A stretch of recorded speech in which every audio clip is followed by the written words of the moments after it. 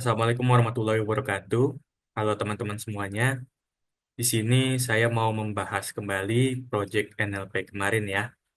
Jadi ini merupakan video lanjutan tentang chatbot bulu tangkis yang kemarin.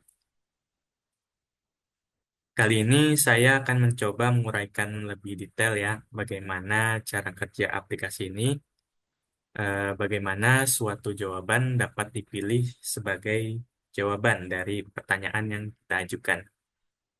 Oke, langsung saja. Jadi, beberapa perubahan yang saya lakukan dibandingkan versi sebelumnya itu, eh, saya menambahkan debug ya dalam proses pre-processingnya. Tujuannya itu agar kita bisa melihat setiap langkah-langkah pre-processingnya itu lebih rinci ya, seperti case folding, penghapusan tanda baca, penghapusan stop word, stemming, seperti itu. Lalu kita juga menambahkan fitur pencetakan ranking ya antar pertanyaan. Jadi hal ini gunakan untuk melihat bagaimana skor quotient similarity dihitung ya untuk setiap pertanyaannya. Oke, jadi di sini saya ada pertanyaan bagaimana cara bermain bulu tangkis dengan benar ya. Proses pre-processingnya itu melibatkan eh, case folding ya untuk mengubah menjadi huruf kecil. Lalu ada penghapusan tanda baca ya, terus ada penghapusan kata umum ya, seperti bagaimana, dengan, seperti itu. Lalu ada stemming untuk mengubah kata bermain menjadi main ya. Jadi yang tadinya pertanyaannya itu bagaimana cara bermain bulu tangkis dengan benar, setelah preprocessingnya itu menjadi main bulu tangkis.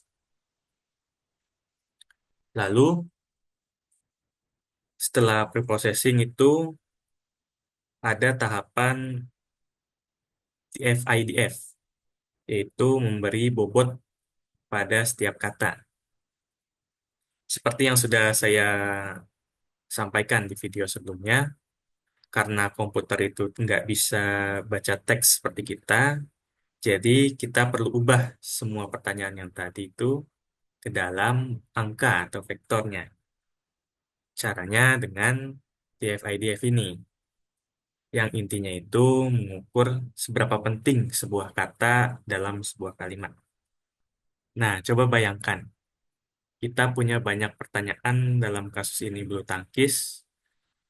Kata bulu tangkis pasti muncul di hampir semua pertanyaan kan. Jadi bobotnya akan lebih rendah ya.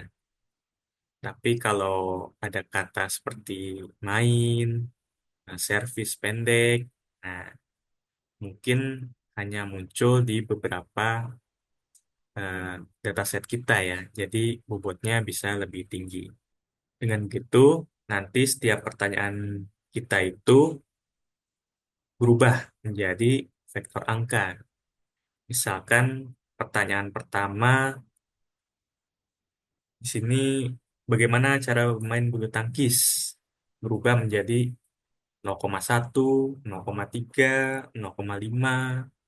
Sedangkan pertanyaan inputannya misalkan 0,1, 0,2, 0, dan 0,4.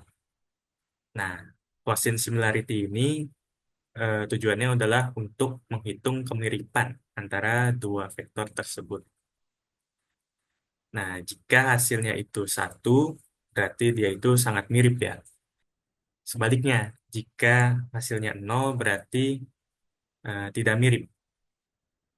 Kalau di sini, pertanyaannya bagaimana cara bermain bulu tangkis dengan benar. Setelah melakukan pre-processing menjadi main bulu tangkis, lalu dicocokkan dengan pertanyaan yang ada di sini ya. Cocokkan, ternyata untuk pertanyaan ini, bagaimana cara bermain bulu tangkis itu skornya satu ya. Berarti sangat mirip. Lalu kedua ada siapa pemain bulu tangkis terkenal. Skornya 0,6. Itu akan menghitung semuanya, lalu diambillah jawaban yang paling atas. Yang ini ya. Bagaimana cara bermain bulu tangkis? Bagaimana cara bermain bulu tangkis?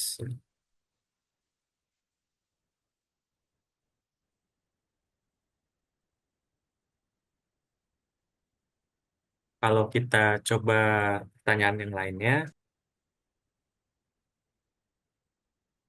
coba kita pertanyaan yang lainnya.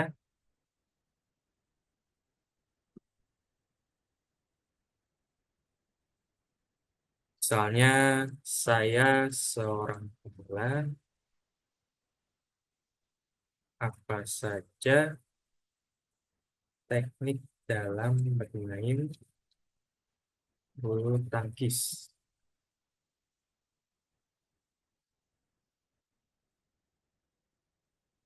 Oke, sini pertanyaannya, saya seorang pemula, apa saja teknik dalam bermain bulu tangkis? Dilakukan scaffolding, jadi huruf kecil semua, lalu dihapus tanda bacanya, lalu atau ya kita hapus ya, lalu kita stemming. Jadi untuk pertanyaan saya seorang pemula, apa saja teknik dalam bermain bulu tangkis menjadi mula teknik main bulu tangkis ya. Kalau dari stemmernya menjadi seperti ini. Lalu mencocokkan untuk pertanyaan yang ada di dataset kita jadi seperti ini. Apa saja teknik dasar dalam bulu tangkis, skornya itu 0,63 ya. Lalu ada bagaimana cara bermain bulu tangkis, skornya 0,62, seterusnya.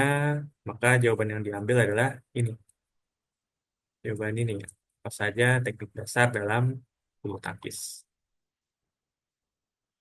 Apa saja teknik dasar dalam bulu tangkis, servis, pelan depan, pelan belakang, dan sebagainya.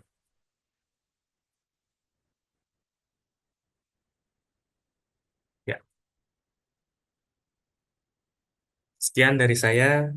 Terima kasih. Assalamualaikum warahmatullahi wabarakatuh.